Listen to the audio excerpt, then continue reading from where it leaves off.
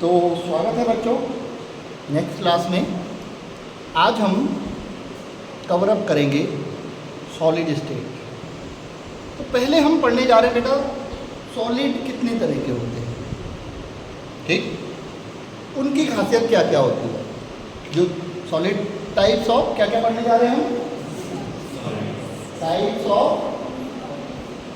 Solid, शायद आपको पता भी होगा। उसके बाद हम बात करेंगे जो जो टाइप्स होते हैं उनकी इम्पोर्टेंस क्या है, क्या खास बात है। उसके बाद हम पढ़ेंगे लॉज ऑफ क्रिस्टलोग्राफी,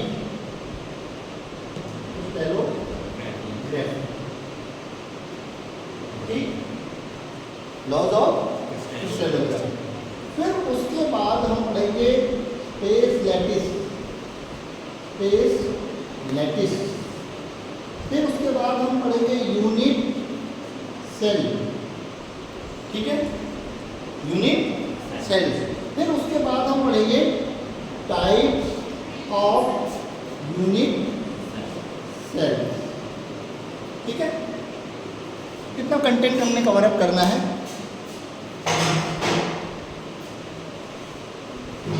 और ये क्योंकि अब 12th से आपका सॉलिड स्टेट हटा दिया गया है ना, 11th से सॉलिड स्टेट रिमूव्ड है। तो आप लोगों ने ये सब शायद कुछ नहीं पढ़ा है पहले, ठीक है। तो मैं ये एक्सपेक्ट करता हूँ कि इनमें से कोई भी आपको आता नहीं है। तो जनरल मैं पूछ रहा हूँ, मैं ये नहीं चाह रहा हूँ कि आपको आता हो, मैं पूछ रहा हूँ आपको क्या लगता है कितने तरह के सॉलिड होते होंगे। पहला question, types of solid, how many types of solids are there. क्या लगता है, कुछ नहीं लगता, कुछ तो लगेगा, सोचो थोड़ा।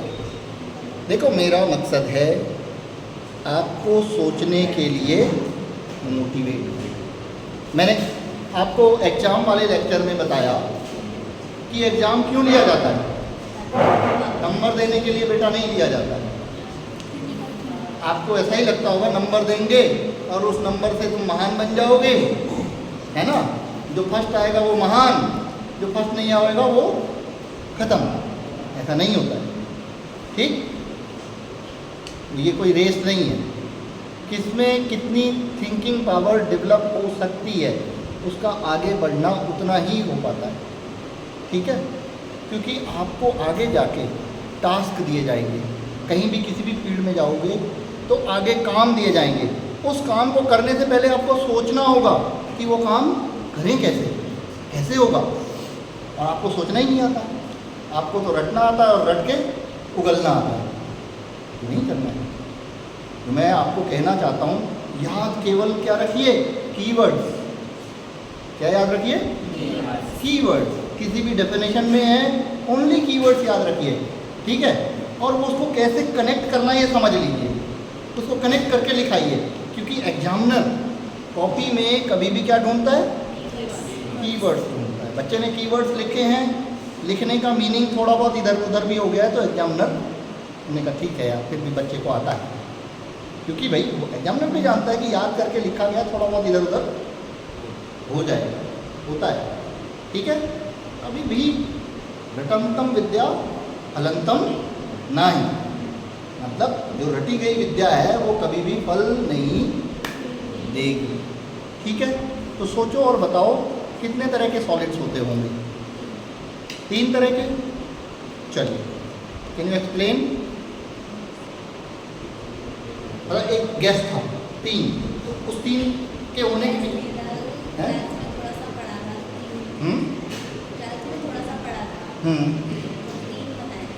तीन बताए थे, मतलब ऐसा नहीं कुछ आइडिया कि 3 क्या क्या हो सकते हैं। याद नहीं, कोई नहीं। इधर कुछ 2 टाइप, एक लूजली माउंटेड, एक टाइटली माउंटेड। इसका एग्जांपल जैसे डायमंड, एक टाइप का सॉलिड होता है, बट कई सारे ऐसे सॉलिड होते हैं लाइक होते तो वो माउंटेड पर थोड़ा सा प्रेशर, मतलब कुछ दब दुब रबड़ टाइप या छोटे छोटे टुकड़ों में। नहीं, सही है। ऐसा भी इस तरीके से भी हम कैटेगराइज कर सकते हैं, सही है। देखो किसी चीज़ का क्लासिफिकेशन करना है तो क्लासिफिकेशन के कई क्राइटेरिया हो सकते हैं। अगर हम उनकी पैकिंग के हिसाब से बांटें तो बढ़िया से पैक और एक लूजली पैक, हम कह सकते हैं ऐसा हो सकता है, ठीक है। और कुछ नहीं, मैं बताता हूँ जो साइंटिफिकली है अभी तक, वो जो सॉलिड्स हैं, there are solids are of two type, one is crystalline, the other one is amorphous. Crystalline and amorphous, दो तरह के सॉलिड्स होते हैं। कौन कौन से? Solids are of two types, you can note down, solids are of two types, amorphous and second one is crystalline. तो जैसा कि आपको वर्ड्स दिख रहे हैं, ठीक है, अमॉर्फस को हिंदी में अक्रिस्टलीय कहते हैं और क्रिस्टलाइन को हिंदी में क्रिस्टलीय। क्रिस्टल देखा है आप लोगों ने? कोई क्रिस्टल देखा है किसी ने? तो प्लीज बताएं। Copper, copper sulphate, copper sulphate देखा है? बिल्कुल। फिटकरी देखिए, देखिए, सबसे बढ़िया, सबसे ज्यादा जो तुमने लैब भूल जाओ। और कोई क्रिस्टल देखा है? चीनी, बहुत बढ़िया। क्या? सॉल्ट के क्रिस्टल, नमक, नमक क्रिस्टल, ठीक, ये सब क्रिस्टलाइन है, चीनी क्रिस्टल, ठीक है। और चलो काफी है क्रिस्टल के एग्जाम्पल। अब जो दूसरा बताया उस पे आ जाते हैं, अमॉर्फस। क्या होगा? ये नहीं देखा है ना? नहीं देखा है? देखा है? अमॉर्फस सॉलिड, हाँ, अमॉर्फस स्टोन, अच्छा, हाँ कह सकते हैं स्टोन अमॉर्फस। और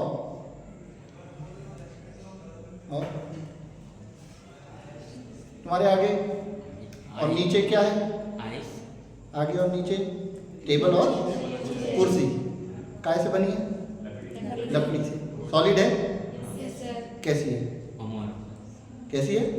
अमॉर्फस। क्रिस्टल तो बिल्कुल नहीं है। अब मैं एग्जांपल बता दे रहा हूँ, फिर अंतर तुम लोगों से पूछूंगा। हैं? अमॉर्फस में आइंस होते हैं। आइस हो सकती है, आइस नहीं, ice is crystalline, ice crystalline होती है, ठीक है। मैं एग्जांपल बता रहा हूँ, आपके दिमाग में पिक्चर आएगी हर चीज की कि ये क्रिस्टल है, ये अमॉर्फस है। रबड़ क्या है? अमॉर्फस, ठीक है। ये मकान जो सॉलिड है ना, ये क्या है? अमॉर्फस, ठीक है, ओके। तो काफी सारे एग्जांपल हो गए, लकड़ी हो गई, स्टोन हो गया, ठीक है, मिट्टी हो गई, मिट्टी भी तो सॉलिड ही है ना, ठीक है। मिट्टी का कोई ढेला बना दीजिए आप, क्या होगा? सॉलिड होगा ना, ठीक। तो साइंटिफिकली नहीं पूछूंगा, मैं नॉर्मली पूछता हूँ कि क्रिस्टलाइन और अमॉर्फस में आपको क्या अंतर दिखता होगा? अमॉर्फस को किसी भी उसको शेप में कन्वर्ट कर सकते हैं, जैसे वुड हो गई उसको टेबल शेप बना सकते हैं। अच्छा, अमॉर्फस को किसी भी शेप में कन्वर्ट कर सकते हैं, क्रिस्टलाइन को नहीं कर सकते? वो बहुत ज़्यादा टाइम लेता है क्रिस्टलाइन फॉर्म होने में, और अमॉर्फस बहुत कम टाइम में। कम टाइम में। अच्छा, मेज जल्दी बन जाती है, क्रिस्टल से अगर मेज बनानी हो तो नहीं बनेगी, टाइम बहुत है। मैं नमक की मेज बना सकता हूँ, हाँ बन जाएगी। हमने एक मोल्ड बनाना होगा, लेकिन हाँ पानी से बचाना, जैसे पानी आएगा घुल जाएगी वो पूरी, पानी डालोगे मेज घुल गई। चीनी की भी बना सकता हूँ, चीनी के खिलौने देखे हैं हमने, दिवाली में खूब बिकते हैं खिलौने। जैसा मर्जी बना लो उसको, जैसे मोल्ड में डालो वो मोल्ड हो जाएगी। तो क्रिस्टल भी तो मोल्ड हो सकता है, बस हाँ यूजफुल नहीं होगा। अब मेज तो चीनी की मेज पे बैठ नहीं सकते भैया, टूट जाएगी, इसलिए नहीं बनाते। नमक की मेज पे बैठ नहीं सकते, वो बाहर नहीं झेलेगी, इसलिए लकड़ी की, लोहे की ऐसी बनाते हैं, है ना, जो थोड़ा लोड भी तो झेले। और बताइए, देखो यूनिट क्योंकि शुरू हो रही है, थोड़ा सा हम इसमें टाइम लेंगे, ठीक है। आपको पता है ना मेरी आदत, यूनिट शुरू धीरे धीरे होती है, फिर फटाफट भागती है, है ना? हाँ।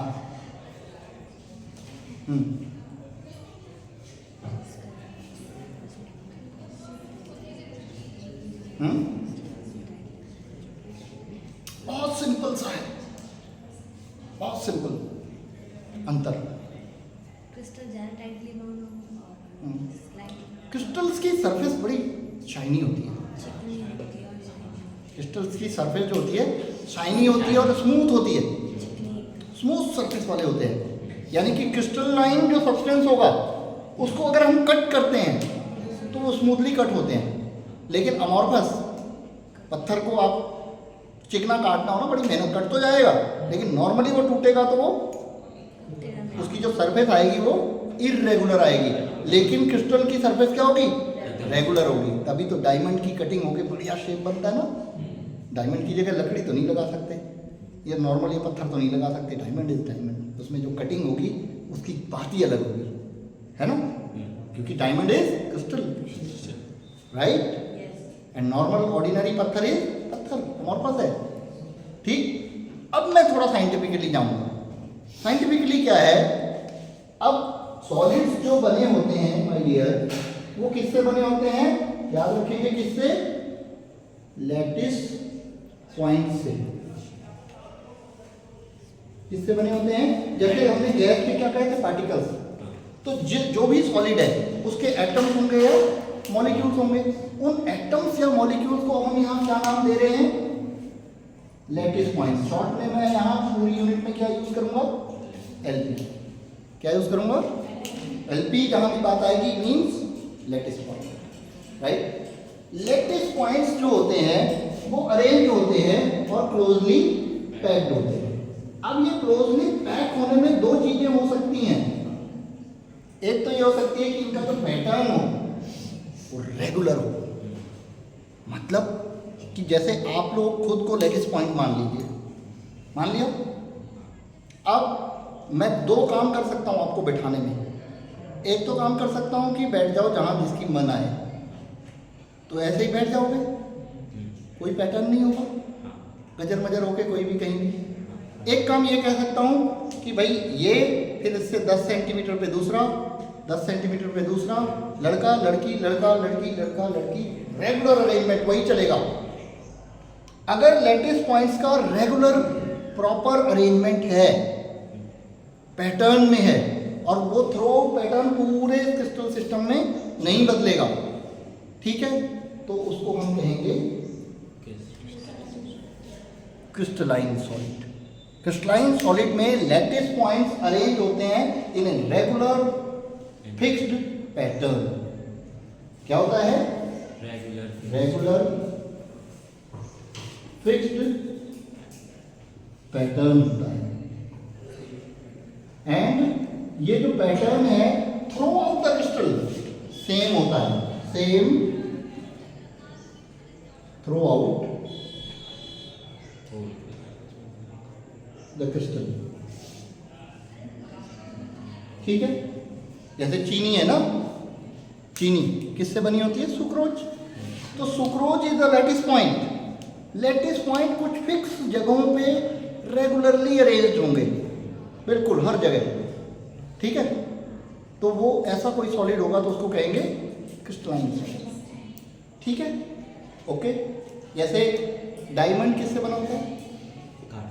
कार्बन। तो कार्बन के एटम्स होंगे और उनकी फिक्स जगह होगी, tetrahedral. Tetrahedral, carbon carbon carbon carbon carbon carbon, tetrahedrally कार्बनों का एक जाल होगा पूरा। कार्बन का जाल कैसे होगा? जैसे टेट्राहेड्रल जानते हैं आप कैसा होता है, ठीक है। अब देखना कितना कॉम्प्लेक्स होगा। ये भी कार्बन है, ये भी कार्बन है, ऊपर नीचे इधर उधर सब कार्बन। इसके 3, इसके भी 3, इसके भी 3। ये ऐसे एक कॉम्प्लेक्स जो है पूरा नेटवर्क होगा डायमंड का, जो पूरा 3D में अरेंज होगा। तो उससे क्या बनेगा? एक क्रिस्टलाइन सॉलिड बनेगा पूरा 3 डायमेंशनल, ठीक है, समझ में आया? 3 डायमेंशनल क्रिस्टल लैटिस आपका तैयार होने वाला है डायमंड का, ठीक है। हार्डेस्ट नोन सॉलिड कौन है? डायमंड। कोई अगर सॉलिड सबसे ज़्यादा हार्ड है तो वो कौन है? डायमंड। डायमंड से हार्ड कोई चीज़ नहीं है इस दुनिया में। ठीक है? क्यों? ये सवाल मैं फिर कभी पूछूंगा आपसे, आपके लिए छोड़ता हूँ, ऐसा क्यों है? ठीक है? डायमंड सबसे हार्ड सॉलिड क्यों है? सोचना। हाँ, क्यों है? आइडिया है? उसका स्ट्रक्चर जो है टेट्राहेड्रल होता है और वो अरेंज होता है हेक्सागोनल शेप में। हेक्सागोनल में नहीं होता है डायमंड। डायमंड में नहीं होता, वो ग्रेफाइट में होता है। किसमें होता है? बेटा फैंस बंद कर दो इधर से। हेक्सागोनल जो होता है ना, वो किस में होता है? ग्रेफाइट में। देखो कमाल की बात क्या है, डायमंड भी कार्बन है, ग्रेफाइट भी कार्बन है, एंड कोयला भी। अंतर सिर्फ अरेंजमेंट का है।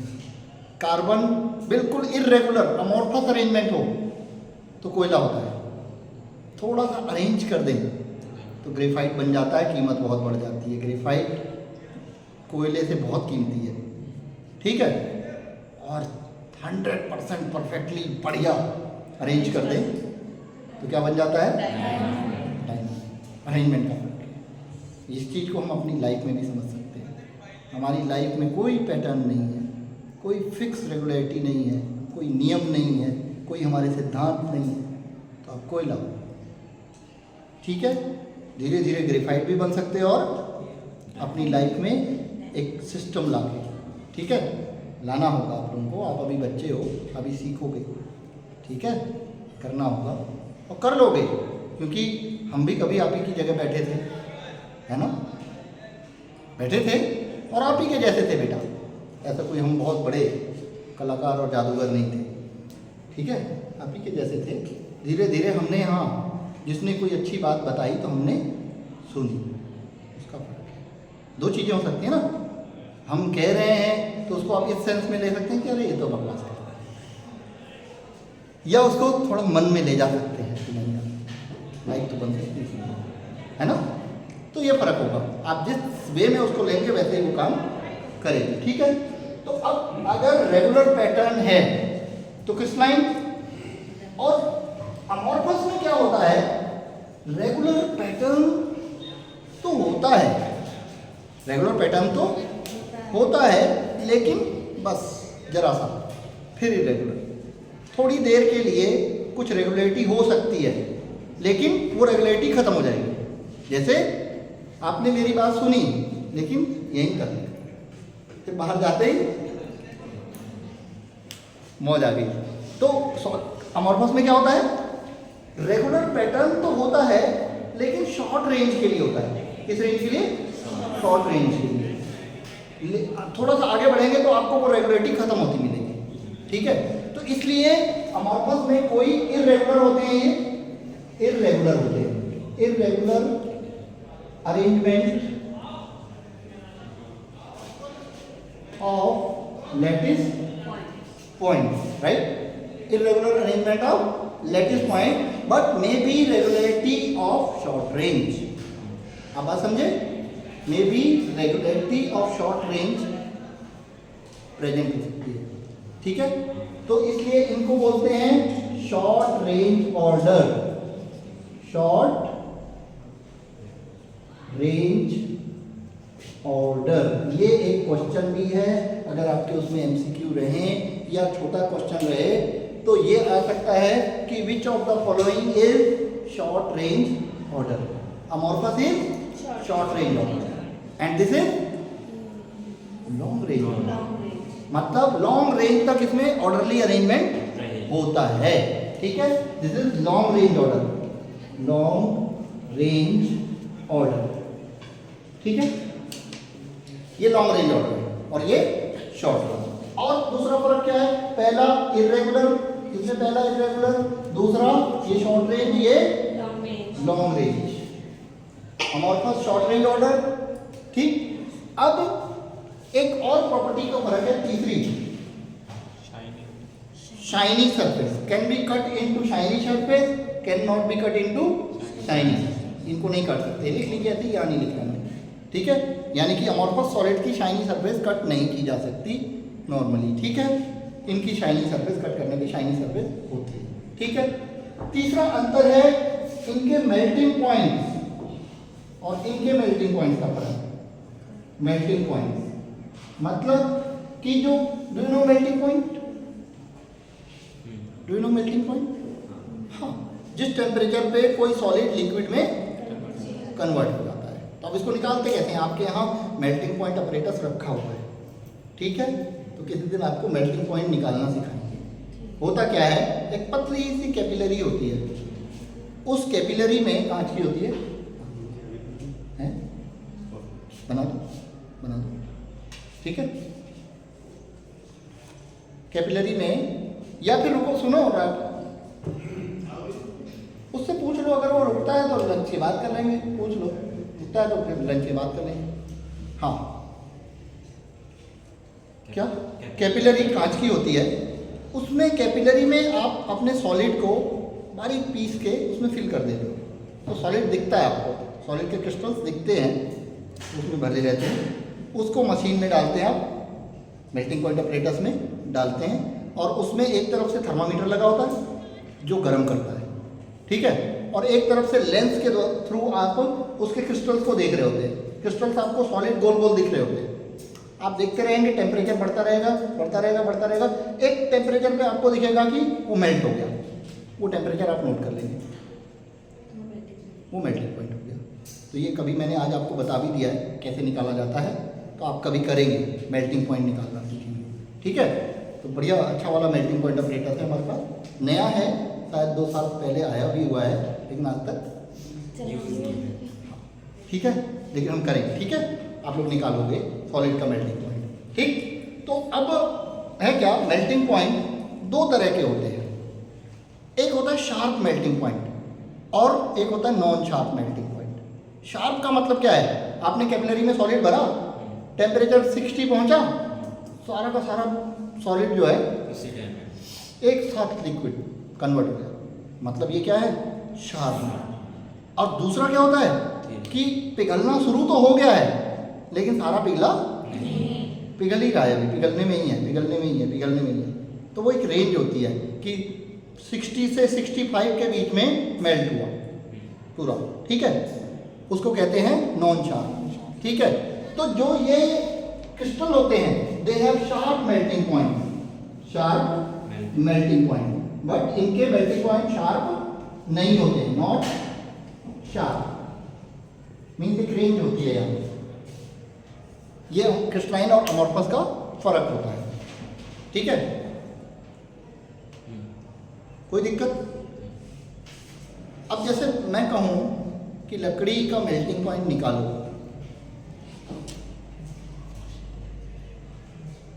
निकाल लोगे? लकड़ी को लिक्विड में बदलते कभी देखा है?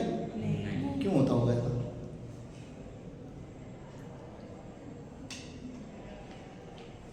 उसमें इतनी ज़्यादा इरेगुलरिटी है कि अलग अलग कंपाउंड अलग अलग टाइम पीरियड में नहीं, आपने तो शायद लोहे को भी मेल्ट होते नहीं देखा होगा, देखा है? नहीं देखा होगा ना, तो आपको ऐसा लगता होगा कि लोहा कैसे मेल्ट हो सकता है। वही चीज़ लकड़ी में है, आपको ऐसा लगता होगा लकड़ी कैसे मेल्ट हो सकती है, लिक्विड में कैसे बदल सकती है, बदल सकती है, बट कंडीशन ये है कि इनके मेल्टिंग पॉइंट काफ़ी हाई होते हैं, और लकड़ी खुद जलती है तो गर्म करते करते पता चला वो जल गई, अब गलना दो वो जल गई, ठीक है। तो थोड़ा सा डिफिकल्ट है इन चीज़ों को, तो हीटिंग थोड़ा इस हिसाब से करनी पड़ेगी, अनएरोबिक हीटिंग करनी पड़ेगी। अगर ऑक्सीजन की प्रेजेंस में गर्म करेंगे ना तो आग पकड़ सकती है, वो ऑक्सीजन चाहिए ना जलने के लिए, तो ऐसा थोड़ा उस तरीके से करेंगे तो बन जाएगी। टेम्परेचर चाहिए, हर चीज़ लिक्विड में बदलती है, ठीक है, हर चीज़ लिक्विड में। हाँ, पर एक क्वेश्चन है ना, जो वुड है ना, वैसे देखा गया है ना, मतलब जब ऑक्सीजन की प्रेजेंस में नहीं बर्न करते हैं तो वो कोल में मतलब नहीं, ऑक्सीजन ना हो तो वो जलेगी नहीं, पहली बात, कोई भी चीज़। हाँ, लेस ऑक्सीजन में करें तो कोयला बनेगा। क्यों? कोयला क्या होता है, कार्बन होता है ना, तो लकड़ी जब जलती है ना तो वो CO2 और वाटर में बदलती है। किस में बदलती है? तो कोयला कहाँ से आया? कुछ लकड़ी is cellulose, cellulose is mostly made up of carbon, ठीक। कार्बन जलता है CO2 और वाटर में कोई भी चीज़ जलेगी ना तो क्या बनेगा, CO2 एंड वाटर। ठीक है, वाटर वेपर मतलब भाप, पानी तो आपको दिखता नहीं, भाप के रूप में होता है। ठीक है, तो जब ऑक्सीजन कम होगी तो जो बर्निंग हो रही होगी ना, पूरे के पूरे कार्बन की बर्निंग नहीं हो पाएगी, कुछ कार्बन कार्बन के फॉर्म में उसी में रह जाएगा। इसलिए कोयला भी जलता है। कोयला जब पूरा जल जाएगा, सारा कार्बन खत्म हो जाएगा तो किस में बदल जाएगा, ऐश में। काला बिल्कुल नहीं रहेगा वो। ठीक है, कार्बन सारा जल गया, लेकिन जब तक वो काला है मतलब वो जल सकता है, उसमें कार्बन है। ठीक है, तो अगर आप ऑक्सीजन पूरी देंगे तो लकड़ी जलेगी, कोयला नहीं बनेगा, ऐश बनेगी। ठीक है, लेकिन ऑक्सीजन जैसे जैसे कम करते जाएंगे कोयला ज़्यादा बनेगा, आपको हीट कम मिलेगी और लकड़ी किस में कन्वर्ट होगी, कोल। समझ में आई बात? डन? आगे बढ़े। तो अब मैं क्या बात कर रहा था, मेल्टिंग। ठीक है, मेल्टिंग पॉइंट बात हो गई। अब लास्ट प्रॉपर्टी बहुत इंपॉर्टेंट है, इसको समझ लेते हैं। तो बहुत इंपॉर्टेंट है, इससे क्वेश्चन आता है क्या। अब एक इसको थोड़ा सिंपली समझते हैं। सिंपली समझें तो अगर ऐसा अरेंजमेंट यहाँ रखें कि रेगुलर है, एक लड़का एक लड़की, एक लड़का एक लड़की, ऐसे ऐसे ऐसे बिठाएं प्रॉपर उसमें। ठीक, तो अगर मैं उसमें चल रहा हूँ इधर या उधर, अरेंजमेंट मुझे कैसा मिलेगा, सेम मिलेगा पक्का, या अलग भी मिल सकता है? सेम मिलेगा या अलग भी मिल सकता है? चलो इसको समझते हैं, इसको बनाते हैं। ठीक है, ऐसे समझ में नहीं आएगा, ये थोड़ा सा माइंड मैपिंग वाला है, इसको समझ लीजिए। जैसे ये प्लस है, ये cation anion, cation anion, anion cation.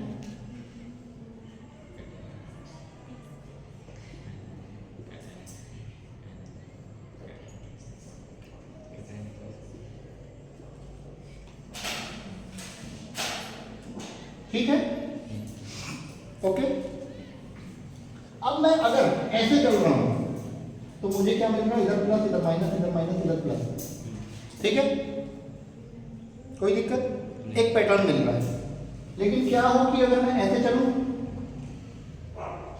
तो क्या होगा, क्या ऐसा ही पैटर्न मिलेगा? एक साइड माइनस है, एक साइड प्लस है, तो हर साइड हर तरफ से आप अगर आप चलेंगे तो आपको एक जैसा बिहेवियर नहीं मिलेगा। अगर रेगुलर अरेंजमेंट है तो हो सकता है किसी दूसरी डायरेक्शन में चीज़ें बदल जाएं, दूसरी डायरेक्शन में चीज़ें और हो जाएं। अरेंजमेंट तो रेगुलर आपको दिख रहा है, लेकिन हर तरफ चीज़ें सेम नहीं है। एक तरफ से दूसरी दिखेंगी, दूसरी हो सकता है ऐसे आप देखेंगे इधर लड़कियाँ लड़कियाँ दिखें, इधर लड़के, कैटायन कैटायन एनायन एनायन, ऐसा हो सकता है, हो सकता है।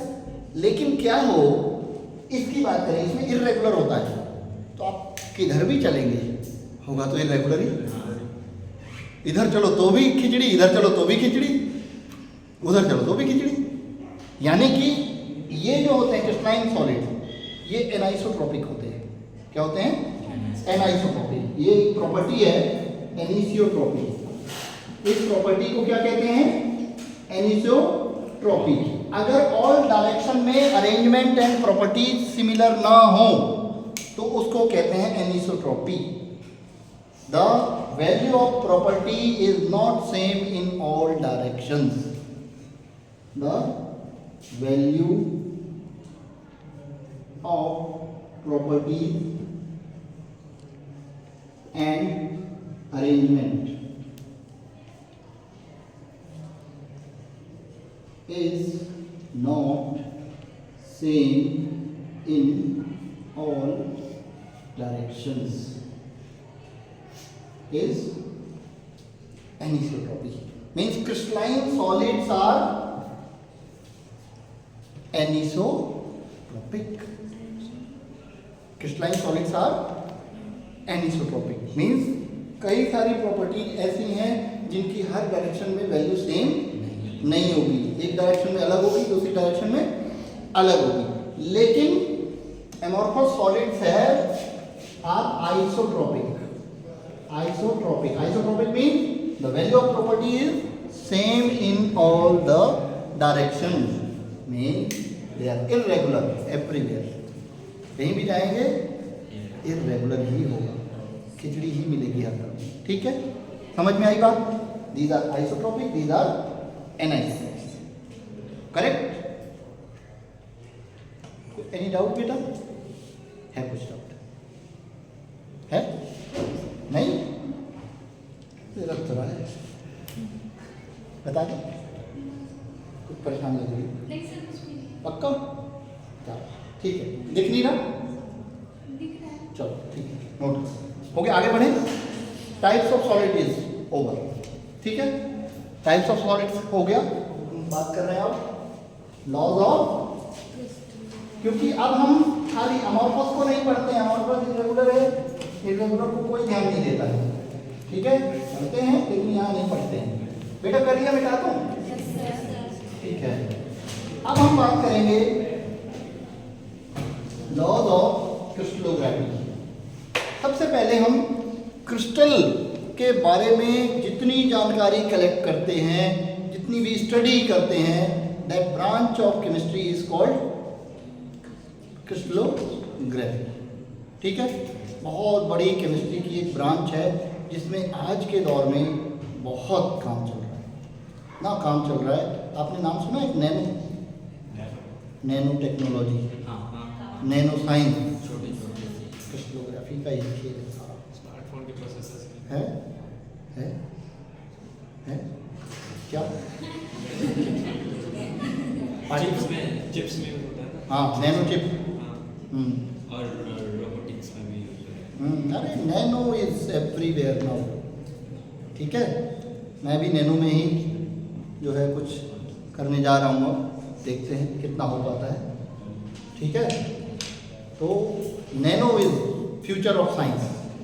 तो नैनो भी क्रिस्टलोग्राफी से रिलेटेड है कहीं ना कहीं। ठीक है, तो क्रिस्टलोग्राफी को हम शुरू करने जा रहे हैं, क्रिस्टल्स को पढ़ने से क्रिस्टलोग्राफी को हम शुरू कर रहे हैं। ठीक है, बड़े ध्यान से सुनेंगे। दो लॉज होते हैं क्रिस्टलोग्राफी के।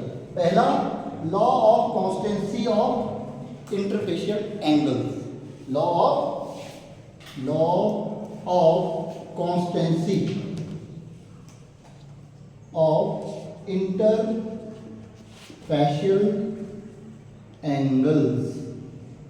अब इसको समझ लेते हैं पहले। और दूसरा है law of constancy of symmetry, law of constancy of symmetry. यहां तक सेम है, law of constancy of symmetry. मतलब कॉन्स्टेंसी है, ये दोनों चीज में सेम क्या है? कॉन्स्टेंसी। कॉन्स्टेंसी का मतलब समझते हैं आप? मतलब इसमें इंटरफेशियल एंगल क्या रहेंगे? बात से ही समझ में आ जाता है। इंटरफेशियल एंगल क्या रहेंगे? कांस्टेंट रहेंगे। लेकिन कब, कैसे, कहाँ, ये समझना है। कब कांस्टेंट रहेंगे, कैसे रहेंगे, किस में रहेंगे। और दूसरी चीज ये क्या कौन सी चिड़िया का नाम है? Interfacial angle. ठीक है, इंटरफेशियल एंगल क्या है ये इंटरफेशियल एंगल जो होते हैं, जैसे ये क्या है?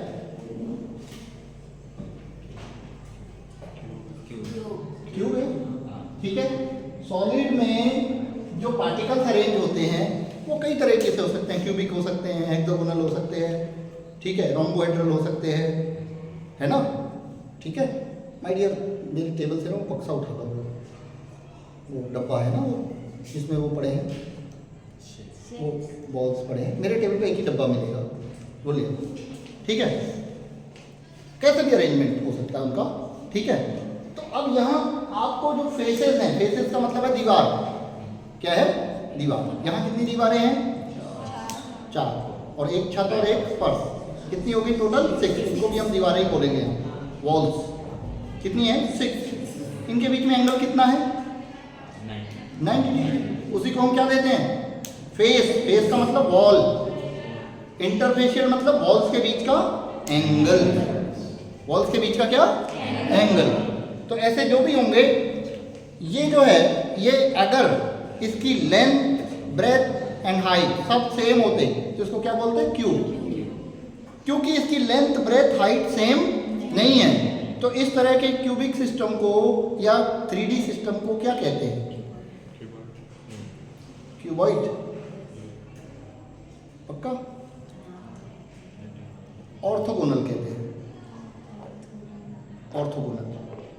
क्या कहते हैं? क्यूबॉइड भी कह सकते हैं, नॉर्मल लैंग्वेज में क्यूबॉइड भी कह सकते हैं, लेकिन साइंटिफिक इसका नाम क्या है?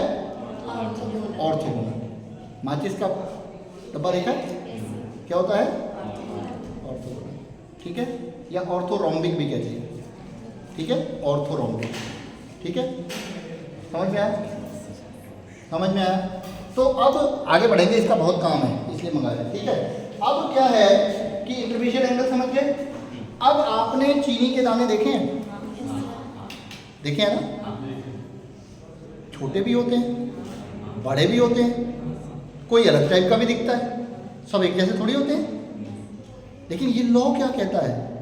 क्रिस्टल का साइज और शेप कुछ भी हो, लेकिन उसका इंटरफेशियल एंगल हमेशा एक ही होगा, वो नहीं बदलेगा क्रिस्टल में, भले ही नैनो का साइज हो या भले इतना बड़ा चीनी का दाना हो, लेकिन उसका जो इंटरफेशियल एंगल होगा it will always remain constant and same. समझ गए? लिख लेंगे। क्या है, क्या करना है? The value of interfacial angle is always same. Value of interfacial angle is always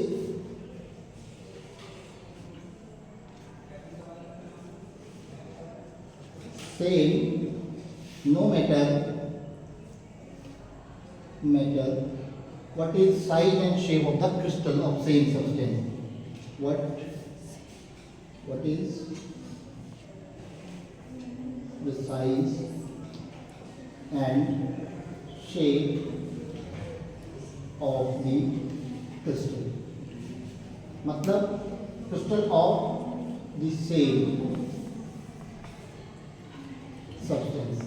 अब यहाँ पूरी बात को समझिएगा। जब तक कि वो सेम सब्सटेंस है, मतलब वो चीनी ही है अगर, तो इस बात से उसका इंटरफेशियल एंगल नहीं बदलेगा कि क्रिस्टल छोटे बने हैं या बड़े बने हैं, या इस शेप के हैं या उस शेप के हैं। दिखने में शेप उसका कैसा भी हो सकता है, ठीक है, लेकिन इंटरफेशियल एंगल हमेशा अगर 90 है तो 90 ही रहेगा, कुछ और है तो कुछ और ही रहेगा। It will never change in case of crystallography. पहला नियम समझ गए। अब दूसरा नियम इसी पे लागू होता है कि नो मैटर, ये बाद में वही आएगा, no matter what is the size and shape of the crystal of same substance. अब क्या आ जाएगा? Elements of symmetry. क्या आ जाएगा?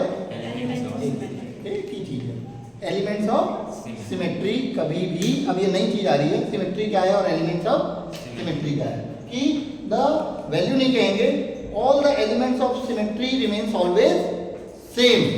All the elements of symmetry remains always same no matter whatever the size and shape of the crystal of same substance. मतलब कि कोई भी चीज होती है उसकी एक सिमेट्री होती है और सिमेट्री के अपने एक एलिमेंट होते हैं। ऐसे समझाता हूं मैं इसको, जैसे मैं कहूं कि ये क्या है, ये क्या है, ठीक है, इसकी भी अपनी एक सिमेट्री है और इसमें अपने एक फिक्स सिमेट्री एलिमेंट है। सिमेट्री एलिमेंट, सिमेट्री होती क्या है और सिमेट्री एलिमेंट क्या होते हैं, इसको मैं थोड़ा सा बता देता हूँ। Symmetry is the measurement of similarity, measurement of similarity in any given object. किसी गिवन ऑब्जेक्ट में सिमिलैरिटी कितनी है। अगर सिमिलैरिटी बिल्कुल नहीं है तो आप कहेंगे ये एसिमेट्रिक है, जो हमने काइरल में देखा था। काइरल में क्या होता है, चारों डिफरेंट, तो हम उसको क्या कहते हैं, एसिमेट्रिक या काइरल। मैंने वहां कहा था काइरल भी कह सकते हैं और एसिमेट्री ज़्यादा जरूरी है, सिमेट्री नहीं होनी चाहिए तभी ऑप्टिकल एक्टिविटी आएगी। सिमेट्री का वहां से था, ठीक। Symmetry means similarity. अगर जितनी ज़्यादा सिमिलैरिटी रिपीट होगी उसमें उतना उसको हम सिमेट्रिक कहेंगे, और जितना वो हर तरफ से अलग, कहीं कुछ सेम नहीं है, तो उसको हम क्या कहेंगे, एसिमेट्रिक। अब सिमेट्री को नापने के लिए हम यूज करते हैं सिमेट्री एलिमेंट, ज़्यादा है कि कम है, कितनी है, उसको मेजर करने के लिए we use different symmetry element. First symmetry element is axis of symmetry. क्या? Axis of symmetry. Second is plane of symmetry. Plane कहते हैं ना इसको, दो हिस्सों में बांट देना, जो हमने पढ़ा भी था थोड़ा उसमें, प्लेन दो हिस्सों में प्लेन आता है ना, प्लेन ऑफ सिमेट्री। तीसरा centre of symmetry, axis of symmetry, plane of symmetry, centre of symmetry and rotation, reflection, axis and identity. ये 5 सिमेट्री एलिमेंट्स होते हैं। ये सिमेट्री एलिमेंट्स जो होते हैं वो हमेशा कांस्टेंट रहते हैं, ये चेंज नहीं होते। क्रिस्टल में अगर कोई 2 है तो हमेशा 2 ही रहेंगे, 3 है तो 3 ही रहेंगे। ये नहीं कि क्रिस्टल अलग शेप का हो गया तो सिमेट्री एलिमेंट अलग है, ऐसा नहीं होगा। ये 2 चीज़ें समझ में आ गई? पक्का? मैंने इन ब्रीफ किया है, हालांकि सिमेट्री अपने आप में जो है वो पूरा एक टॉपिक है। मेरी एक किताब चलती है सिमेट्री एंड ग्रुप थ्योरी में, ठीक है, आपने शायद देखी भी होगी मेरी टेबल पे, कभी नहीं देखी है? मेरी अपनी लिखी हुई बुक है सिमेट्री की, ठीक है, पूरा सिमेट्री के ही बारे में उसमें ओनली। अगर आप एमएससी करेंगे केमिस्ट्री में तो पूरा एक पेपर आपको सिमेट्री ही पढ़नी होगी, सिमेट्री ग्रुप थ्योरी, सिमेट्री के हिसाब से मॉलिक्यूल्स को कैसे समझते हैं, ठीक है, तो उस बुक में पूरा है, ठीक है। तो एमएससी में ही पढ़ते हो, एमएससी में ही चलता है, आप लोगों के काम की नहीं है, ठीक है। चलिए आगे बढ़ते हैं। तो ये दोनों बातें समझ में आ गई? आ गई? पक्का? नहीं कोई डाउट? बेटा इधर law of constancy of interference important है, mark these 2 are important, anyone can be asked in your examination. कोई एक आ सकता है इसमें से या दोनों भी आ सकते हैं, ध्यान रखिएगा, ये बहुत इंपॉर्टेंट होते हैं। अब हम आ जाते हैं नेक्स्ट टॉपिक पे। टाइम तो काफ़ी हो गया, जाना है या करना है आगे? हैं? है जी विश, मुझे तो मतलब मेरा मूड अप बन है बढ़िया से, ठीक है। तो अगर आप करना चाहते हैं तो वी कैन कंटिन्यू। जाना है, कुछ को जाना है बेटा डियर, कुछ को जाना है, जाने देते हैं, ठीक है। कहाँ बॉटनी क्लास है? ठीक है, जाइए, कोई दिक्कत नहीं। किसी की क्लास बिल्कुल गवर्न करने का भी मेरा कोई हक नहीं बनता है, ठीक है। ऑलरेडी मैं 15 मिनट ले चुका हूँ, ठीक है, थैंक यू। और अगर आपको वीडियो अच्छा लगे तो प्लीज़ शेयर सब्सक्राइब करें, थैंक यू।